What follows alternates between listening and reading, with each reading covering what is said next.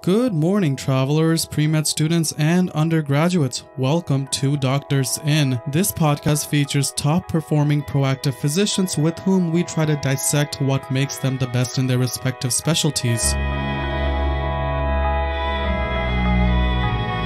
We have a lot of different avenues to navigate through, but first I do want to ask about GABA, specifically your discovery of meditation in relation to GABA. Can you expand a little bit on that and how it kind of became the origin of your meditation journey? Absolutely. So for those of you who are listening, you're hearing GABA, right? So GABA is a chemical in your brain that most of you know this, but it's the calming chemical. It's an inhibitory neurochemical. We have other neurochemicals that work in other ways, but it's the one that calms us down.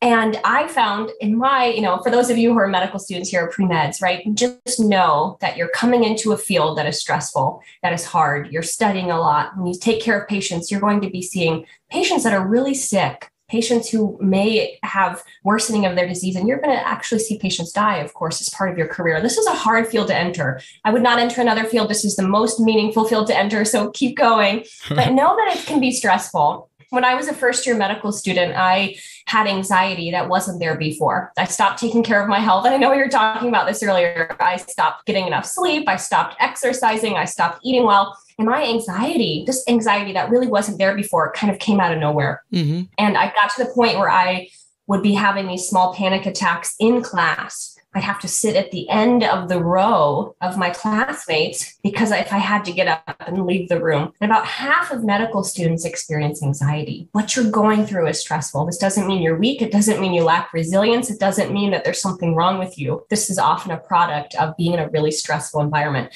and thinking you don't have time to take care of yourself, right? So GABA, I came to meditation, just like you said, because of GABA. When we look at how meditation affects the brain, it actually increases that calming chemical in your brain called GABA. It's the same thing that is increased with, alcohol in the short term or certain medications in the short term, but the effects of those are short term and then they wear off, right? And they can have other detrimental side effects. But meditation has been shown through research to increase GABA and for it to stay at a higher level. And so I actually came to meditation from, like you said, like a cerebral, very kind of data-driven process. I was like, I really have to give this a chance because the science here is really interesting.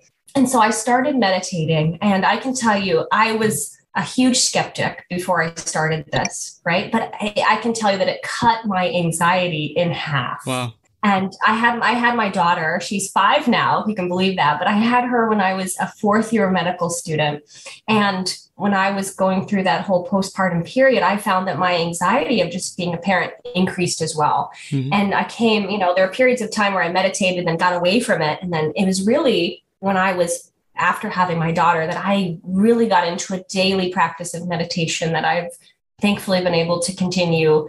I try to do it every day, almost every single day, right? And it has such huge benefits for me. And if you're experiencing anxiety, try it, even for a couple of weeks. It might take a couple of weeks for you to really experience that. But the science there is really interesting, and it might be helpful for you. If you enjoyed this short segment, please like the video and comment any feedback. Also, feel free to check out the full podcast episode where we try to ask the right questions to deconstruct study strategies, useful habits, constructive failures, and life lessons. The podcast can be streamed on all platforms.